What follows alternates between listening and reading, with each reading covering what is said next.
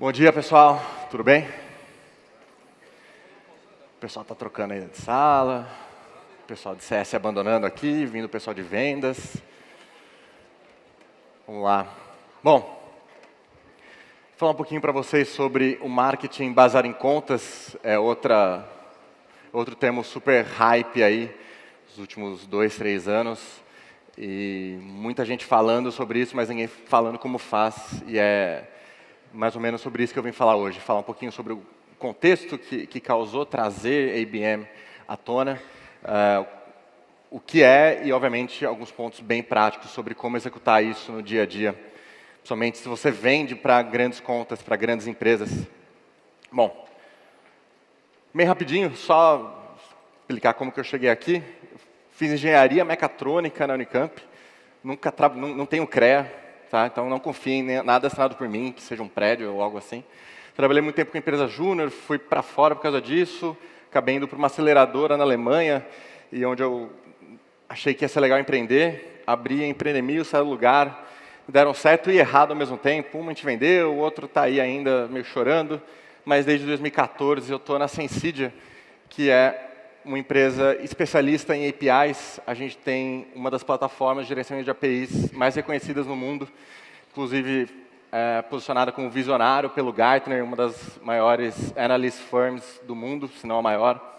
A gente, além de ter o software de gerenciamento de APIs, que é exatamente aquele meio do caminho entre quem está expondo algo para ser consumido como APIs e quem quer consumir, seja um time interno, externo, seja para ter APIs públicas. E hoje a gente tem pouco mais de 70 clientes enterprise.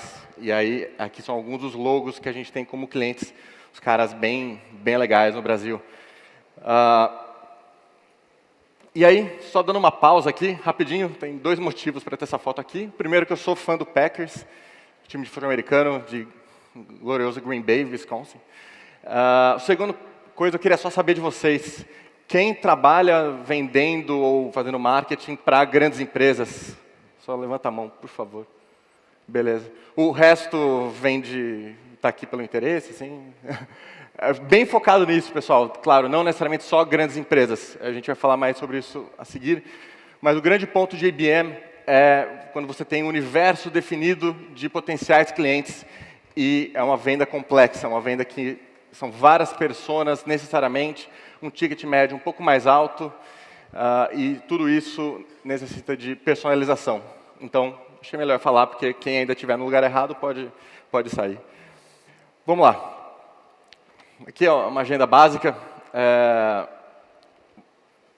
Contexto, né, que motiva a IBM, o que é o nosso case na Sensidia. Ou seja, eu não vou tentar vender nenhuma ferramenta de IBM para vocês, vou falar mais ou menos o caso que a gente vive lá todo dia.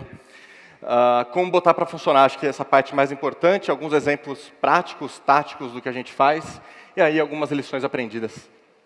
Bom, primeira coisa, eu acho que não tem ninguém que fala, nosso marketing e vendas lá dentro da empresa são perfeitos, são alinhadinhos, o pessoal se ama. O desalinhamento é algo muito forte dentre esses 2 times. Primeiro porque o marketing fala, a gente gera leads, mas ninguém dá atenção para eles. A gente fica gerando um monte de coisa e não vai para lugar nenhum, entendeu? O problema é depois. O CRM fica todo incompleto. Cara, eu não consigo ficar medindo o que aconteceu entre eu ter gerado e depois o que aconteceu, se foi vendido ou não, quanto tempo demorou, o que aconteceu no meio do processo. E, obviamente, isso ferra todo o trabalho de funil, né? Isso, obviamente, não é um problema só entre marketing e vendas de contas grandes, mas acho que all over, né? E vendas reclama que os leads que são gerados são ruins, e aí você tem esse caso aqui de um chama o outro de feio, de bobo, e os caras ficam de mal. E o ponto é, vamos analisar, ainda aí vindo para o universo de vendas para grandes contas, né, para grandes empresas. Cara, o que acontece normalmente em termos, quando você pensa em leads? Cara, aqui são números que várias firmas muito mais importantes, muito mais importantes do que eu, então trouxe alguns dados para comprovar isso. 0,75% dos leads viram clientes. Cara, menos de 2% dos cold calls sequer viram reunião. Então, fazer isso na louca não parece ser a melhor tática, né? Hoje, o processo de compra, isso é sempre bom lembrar, não é você que está vendendo, é o cliente que está comprando. O processo de compra, ele anda 74% dele até ir caçar algum vendedor, ele faz tudo isso sozinho. Quando você vende para Enterprise, quando você vende tecnologia para Enterprise, que deve ser o caso da maioria aqui, são mais de 7 personas, 7 cargos, normalmente, que tomam essa decisão, sendo que eles são ocupados por mais de 15 pessoas. Isso é muita gente. E hoje já tem um perfil de usar a plataforma mobile para você verificar compradores. Então, já vê uma modernização das pessoas envolvidas nesse processo todo. Isso tudo faz com que o ambiente de compra, de compra e venda numa grande empresa, principalmente quando você está falando de tecnologia, uma compra complexa, cara, seja super não condizente com a nossa venda básica de um funil de aquisição, ativação, etc., como vocês conhecem as métricas piratas aí. E o grande ponto disso é porque o playbook está errado. É a minha última referência ao futebol americano, tá? O objetivo é fechar grandes contas, só que aí você tem que lembrar exatamente. A venda é longa, o relacionamento é longo prazo, você tem que valorizar muito mais o longo prazo, o potencial de expansão, do que aquele contrato grande, fechamento agora, vamos bater até fechar. Não é assim que funciona quando você vende para um cara desse tamanho. E outra coisa, ele quer algo tailor-made, né? Ele quer algo personalizado para ele. Isso não é só a solução, mas é todo o relacionamento. O cara de uma empresa grande, ele sabe o poder de barganha que ele tem e ele exerce isso sobre os potenciais fornecedores, principalmente naquela compra que ele ainda não sabe como de fato fazer. A palestra anterior falou sobre prescrição do CS, um termo que vai virar moda ainda, é venda prescritiva. O pessoal começou a falar bastante já, e é exatamente isso, uma venda não só consultiva, mas você fala o que ele tem que fazer. E isso é um modelo que cai muito bem em venda para grandes contas. Exatamente por isso que o foco do marketing não tem que ser o volume de leads que ele gera. Não cabe volume de leads em vendas para grandes empresas. E é nisso que cai Account-Based Marketing. Só para definir um pouquinho, o que é um checklist básico para ver se faz sentido ou não vocês fazerem ABM ou tentar o approach de ABM na sua empresa. Primeiro, o universo definido, que seja contável, de potenciais clientes. No caso da Sensid, a gente tem hoje 1.100, 1.200 empresas potenciais clientes, que é nosso universo total. Pô, é contável, eu sei o nome de cada empresa, um percentual grande deles, a gente tem alguns contatos que já são os contatos importantes. Várias pessoas decidem e influenciam a compra. Tem um potencial de up ou cross-sell para você, ou seja, é um trabalho que vai ser feito a longo prazo, talvez tenha outros compradores, outras áreas que comprem um produto semelhante que não tem nada a ver com a primeira venda lá. O ciclo de vendas é longo. Quando você vende um ticket mais alto, é muito difícil alguém comprar de bate-pronto. E, obviamente, porque o ticket médio é alto, né? Então, esse é um checklist bem básico, bem legal, para ver se ABM encaixa no seu cenário. E aí, uma forma de explicar na prática como isso funciona, isso aqui é um funil inbound, todo mundo conhece, né? Pô, vai selecionando o pessoal, vai caindo, pelo interesse você vai fazendo o pessoal cair, e tem uma analogia bem legal que é você pescar com rede. Então você vai lá no mar e passa a rede, o que vier está lucro, você começa a colocar os caras lá para dentro. Quando você pensa em IBM, é pescar com arpão, ou seja, você mira, você seleciona para quem você quer vender. E essa é uma diferença bem importante, porque é bem a questão de você saber para quem você vai vender, em quem você vai focar os esforços de atrair, de conseguir as informações, de engajar e, eventualmente, tornar cliente. Bom, vou falar um pouquinho do meu case da Sensid antes da gente cair na prática. Só mostrar um pouquinho o cenário que eu peguei lá e a gente acabou vivenciando. Cheguei em 2014, a área de marketing, na verdade, não existia, era uma área de comunicação bem básica. Então, a gente trabalhou em criar as personas, um ICP básico, fazer bastante conteúdo, que tinha muito pouco, e marketing e vendas eram totalmente apartados. Então, também a gente começou um trabalhinho de leve para tentar unir. E a gente começou a ganhar um pouco de tração fazendo inbound, porque a gente não tinha nenhum trabalho de marketing de conteúdo com inbound, e, ao mesmo tempo, a gente também começou a testar algumas automações com clientes atuais. Isso começou a mostrar que a gente conseguiu criar mais espaço de expansão dentro desses clientes. E, ao mesmo tempo, começou a ver que os caras que a gente trazia de fora, por SEO, por Ads, por qualquer coisa mal segmentada, acabava não dando muita liga. A gente vai vendo que tudo isso era bem difícil de medir, exatamente por aqueles alinhamentos, né? Marketing de um lado, vendas do outro, os leads que um gera, a maioria é ruim, o pessoal de vendas tem que trabalhar e gerar seus próprios leads, seus próprios materiais, ele tem que se virar sozinho porque o que o marketing está gerando não está gerando valor para o dia a dia de vendas. E isso é algo bastante nocivo para qualquer resultado a longo prazo. Cara, e aí, final de 2016, a gente falou, não, isso aqui a gente tem que arrumar um jeito não só de conectar esses dados e conseguir medir o que está dando certo e o que está dando errado, mas também de unir os times para que todo mundo corra atrás do mesmo osso. E aí a gente começou a aplicar IBM lá no final de 2016. E aí começou todo um rito de unir os times, unir os ritos, o foco em contas ao invés de leads, trabalhar quem são as personas-alvo dentro de cada conta, e por aí foi. E isso, obviamente, em 2017, tudo na mão, sem ferramentas. Final lá, nas lições aprendidas, eu vou mostrar o tech stack que a gente tinha ano passado, o tech stack que a gente tem hoje. A gente tinha bastante ferramenta, mas o processo de IBM em si, ele era bem na mão, bem planilha, bem sofrido assim, gastando, em média, 100 horas por mês da galera só para organizar as coisas. Isso depois me abriu espaço para comprar algumas ferramentas. Bom, alguns resultados que a gente teve só de 2017, então a gente viu isso entre janeiro de 2017 e janeiro de 2018. Nosso ciclo de vendas caiu de 7 para 3 meses e meio. Isso quando a gente tem um ticket médio para cima dos 6 dígitos, é bastante importante. Hoje, em 2018, o nosso ciclo de vendas está em 63 dias. É um ganho muito legal quando você vende para empresas do pote que a gente vende. A gente teve 25 novos clientes Enterprise ano passado, com a ferramenta, operando no estilo que a gente mais queria. Nossa taxa de conversão entre a oportunidade criada, ou seja, primeira reunião comercial on-site e proposta fechada, saiu de 12% e foi para 25%.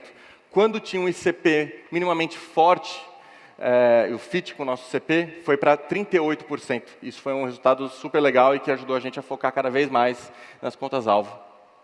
E a gente começou a ter marketing e vendas como um time só. Hits comuns, o mesmo time, alinhamento em relação a todas as macroações. E isso fez com que a gente discutisse as mesmas coisas, tivesse o mesmo vocabulário, tivesse o mesmo objetivo. E aí isso fez com que a gente tivesse o mesmo osso. Então, ao invés de um chamar o outro de bobo e feio, a gente começou a andar de mão dada e percorrendo o mesmo objetivo, que são contas importantes, que têm maior potencial, fechadas, gerando receita. Beleza, muito bonito e tal. Como que a gente faz isso?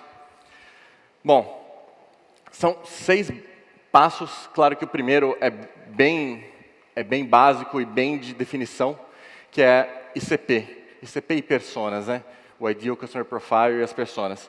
E eu boto ele como passo 0, porque você deve ter isso independente do approach, se é inbound, se é IBM ou qualquer coisa que você resolva fazer. Mas para IBM, isso é a base, porque é isso que vai definir o universo de contas para quem você vai se esforçar para vender. E aí, para isso, você precisa voltar para trás, estudar o passado, pegar o CRM, se ele não tiver com dados, vai no planilhão mesmo, pega o time de vendas, começa a preencher tudo que você acha que vai ser suficiente. E tão importante quanto isso, saber quem você ganhou e quem virou um bom cliente, é você entender quem não virou um bom cliente, o que deu errado, quem você perdeu na negociação e por quê. E aí você pode ter diversos pontos que podem criar o seu ICP, desde o tamanho da empresa, toda a parte demográfica, né, número de colaboradores, etc., até pontos mais qualitativos, por exemplo, autonomia de decisão no Brasil, América Latina, Europa, em quão global é a operação dessa empresa, se ela recebeu investimento ou não, qual o tamanho do time comprador, no nosso caso, que é TI, a gente analisa a presença de gerente e vários gerentes em cima desse gerente de arquitetura de TI. A gente tem que ver também se a empresa já tem uma área de inovação, isso acaba gerando para a gente muito mais valor na hora da venda. E por aí vai. A gente vai mostrar aqui. A gente acabou criando um modelo com 3 pontos de base, né, que sem isso o cara ele pode ter os outros 3 de baixo aqui, mas sem os 3 de cima ele já é eliminado do nosso universo de contas. Os 3 de baixo, eles são uma forma de dar mais força para que a gente coloque ele num estágio onde a gente vai personalizar e botar mais esforço para que a venda saia. A gente também, e muito importante, assim como você saber para qual conta você quer vender, é quais são as personas lá dentro que você vai ter que atacar e como você vai ter que atacar. Conhecer a jornada de compra deles, o dia a dia e de fato atacar. É claro, a gente tem literalmente hoje 7 personas envolvidas, mas, cara, eu não vou atacar o cara de compras mesmo, o cara no final lá que participa do final do funil, porque eu não tenho o braço para isso, não tenho o que fazer. Então eu pego as 3 que levam isso tecnicamente e de uma forma de decisão. Então, são as 3 pessoas que eu ataco. Claro que cada processo tem as suas pessoas principais e isso é uma parte muito importante do mapeamento do ICP e do processo das vendas ideais que você teve antes. Tão importante quando definir o universo de quais são as contas-alvo, e eu comentei, no caso da Sensi, a gente tem 1.100, 1.200 desse tipo, é definir também quanto de prioridade você vai colocar. A gente chama isso de divisão em tiers. No caso da Sensidia, o nosso primeiro tier, que é o A, a gente chama A, B e C, 1, 2, 3, enfim, a gente tem só 10 contas, que são aquelas contas que a gente faz aquele conteúdo focado naquele cara. A gente estuda o passado da empresa, a gente estuda o passado das pessoas, faz um approach que bata com a estratégia deles. E realmente, isso gasta muito tempo. Porém, uma conta fechando, tendo um percentual de sucesso minimamente bom aqui, isso vai se pagar muito fácil, o time consegue escalar um pouco mais. Isso, obviamente, vai descendo, você vai fazendo agrupamentos para você ter uma mensagem personalizada. Enquanto no primeiro lá você pode personalizar 1 para 1, no de baixo você já cria grupos, por exemplo, por indústria, ou por persona, ou por indústria e persona, e aí por aí vai. O Tier C, que é como se fosse a sua operação inbound dentro de IBM, que é um mundão que você não personaliza, ou que você fala com base na sua oferta, ou no seu caso de uso só. Então, aí é uma operação bem mais simples.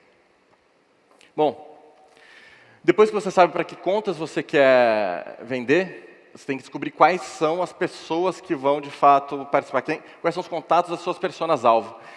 Cara, acho que o pessoal de Growth Hacking, de Database Marketing, sabe falar isso muito melhor que eu.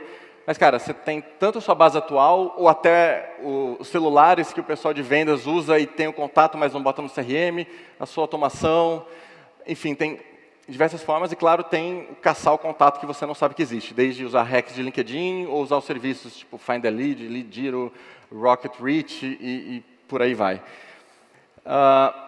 Obviamente, tão importante quanto isso é você saber que aquele contato corresponde àquela empresa e que isso se mantém atualizado. Tem um turnover razoavelmente alto em grandes empresas, principalmente quando você fala com várias pessoas.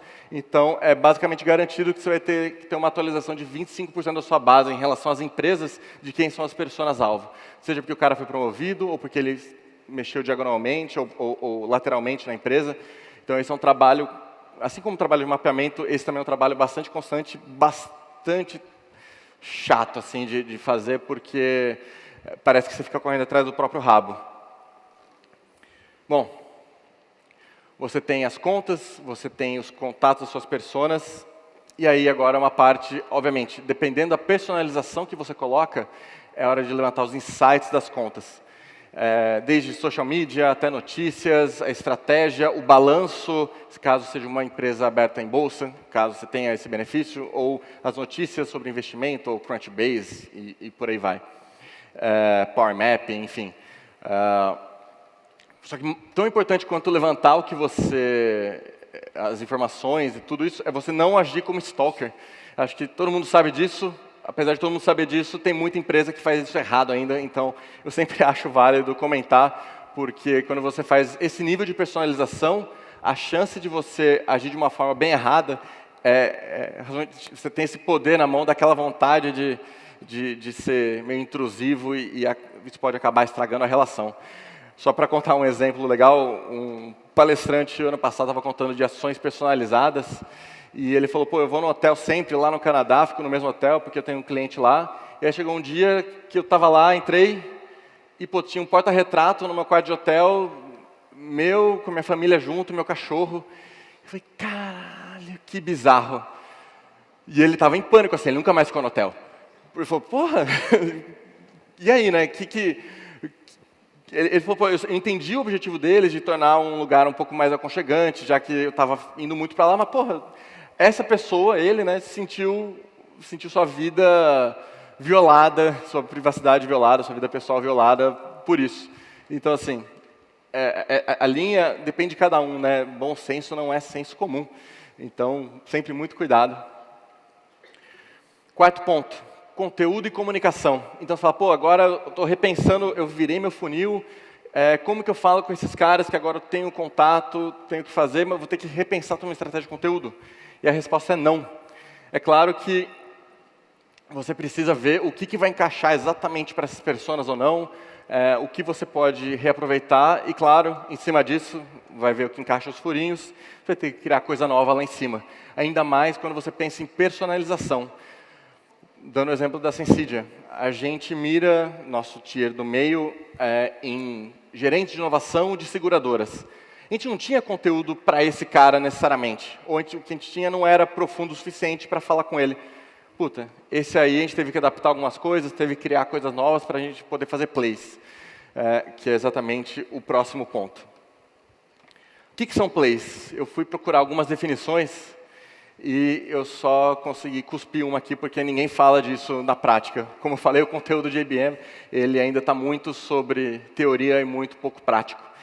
E plays são basicamente campanhas orquestradas para você alcançar alguns objetivos específicos que você traçou. Então é como se fosse uma sequência de ações. Vou dar um exemplo aqui.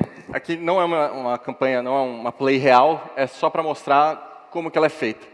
Então, alguns pontos bem importantes. O primeiro é que existe uma pré-play, principalmente se eu estou atingindo os caras que nunca viram minha marca ou que eu consegui o e-mail por ferramentas de descobrir e-mail, eu preciso que ele comece a ver minha marca antes de eu, de fato, mandar um e-mail para ele. Porque senão eu vou falar, porra, Sensidia, que porra é essa, cara? Como que eles construíram meu e-mail? O que eles estão fazendo aqui? O que eles estão falando comigo? É claro que isso não é todo mundo que reage assim, não é todo mundo que acha estranho isso, principalmente quando você fala em marketing, mas quando você fala em TI, as pessoas podem achar estranho, que é o nosso caso. Quando você vai vender para financeiro, o pessoal pode achar estranho. Então, sempre cabe você conhecer mais sua persona para você ver o quão intrusivo o seu approach pode ser. Bom, como eu comentei, tem a pré-play, aí você tem que pensar em alguns pontos, como, por exemplo, o objetivo da play, que aqui eu escrevi abertura de portas e convidar para um evento. Você tem o canal que você vai usar, e aí e-mail, você pode usar qualquer ferramenta de Sales Automation, desde um Outreach até um Sales Loft, por aí vai. Você tem quem é o autor, quem vai ser o mensageiro, né? Quando você trabalha com múltiplas personas do outro lado, você também tem que pensar qual que é a melhor pessoa e o melhor approach dessa pessoa para fazer o approach nesse alvo. E isso, obviamente, tem que variar, porque não pode ser uma pessoa só, o spammer da galera. Aí todo mundo vai bater o e-mail aqui do lado, vai falar, pô, você recebeu o e-mail do fulano da Sensidia? Pô, recebi. O cara vai ver lá que é tudo e-mail igual. Isso é personalização de e-mail mal feita. Canso de receber desses e perguntar para o pessoal do lado, recebeu igualzinho. É o tipo de empresa que a gente ignora na hora de comprar. Ignora profundamente, assim. Bom, o alvo. Então, quem é a persona-alvo? Lembrando, plays podem mirar diferentes personas. Inclusive, é uma forma boa de você começar a conectar e começar a criar uma credibilidade lá dentro quando você começa a cruzar as conversas. Tem o conteúdo que é enviado, né, ou pelo menos o teor, o que vai ser enviado naquela mensagem, naquele passo da play.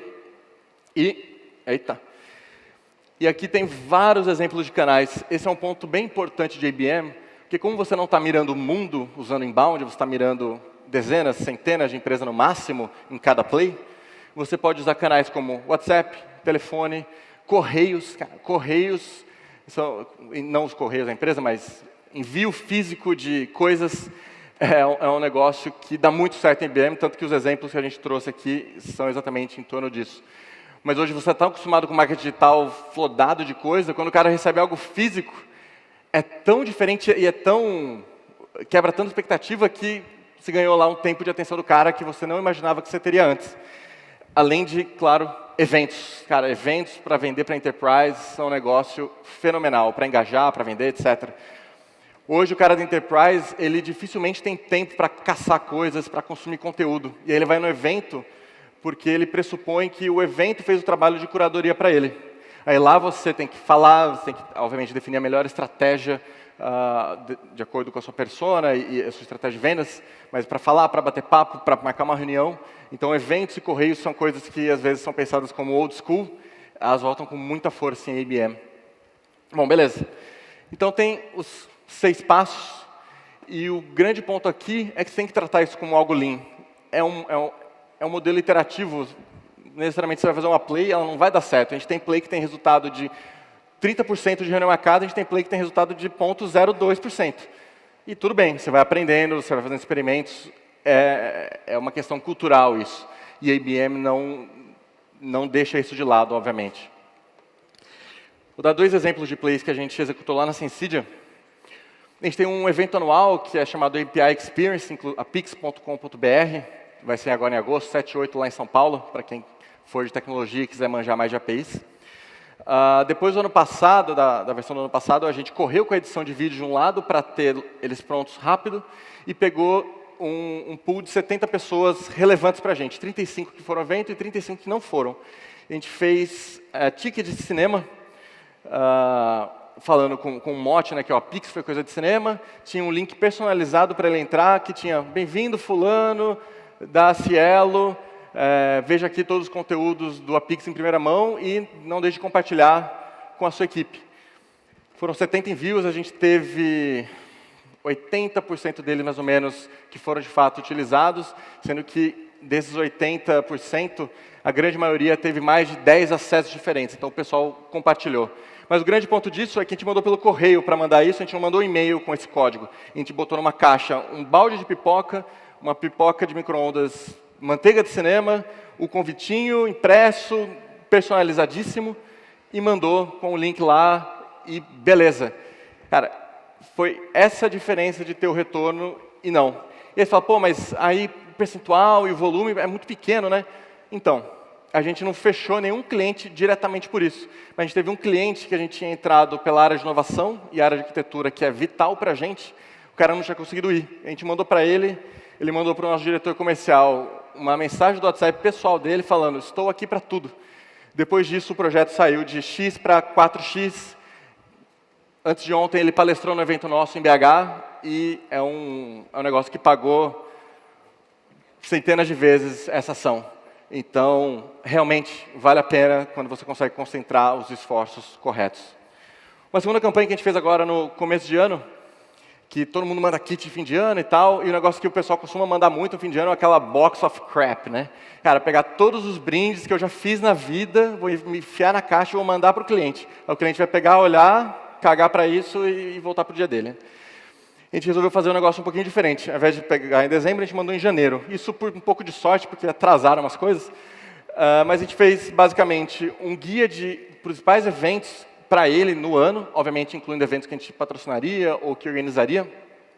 E falou, pô, não dá para passar pelo ano sem café e cerveja, né? Café para ficar acordado e conseguir fazer, e a cerveja para comemorar. A gente falou, pô, se você não... mandou uns livros de Nespresso. Se não tiver Nespresso, me avisa.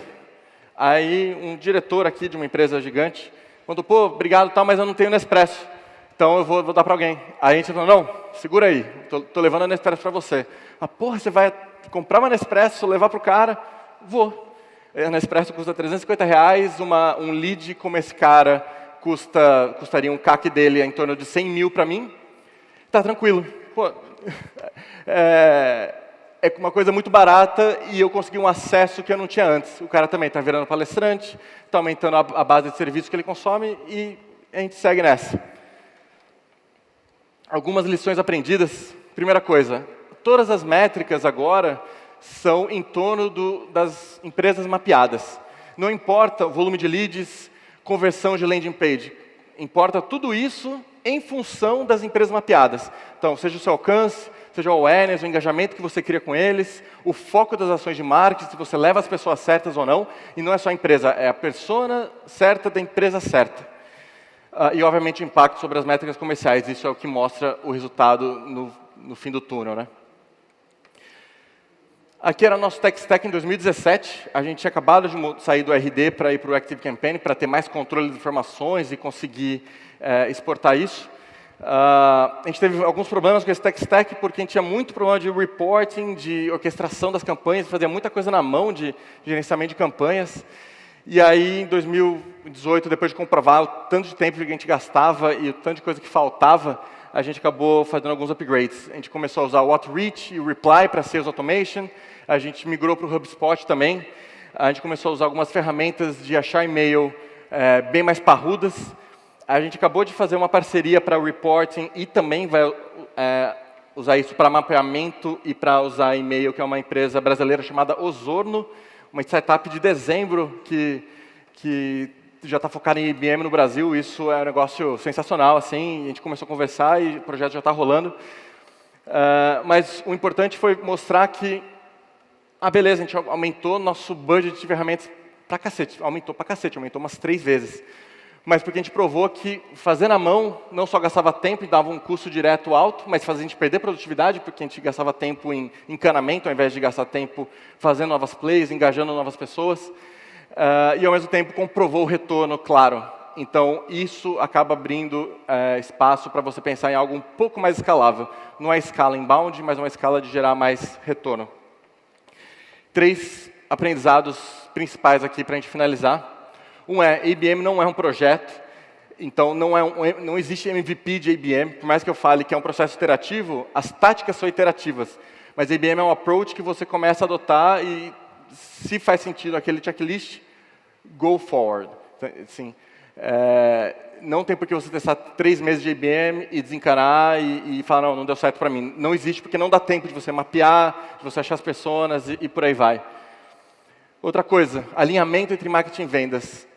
Eu achava que isso era besteira quando os times eram desalinhados, mas o alinhamento dos 2 times traz um tipo de retorno, um tipo de rapport, e como você consegue pensar e fazer novas coisas é incrível.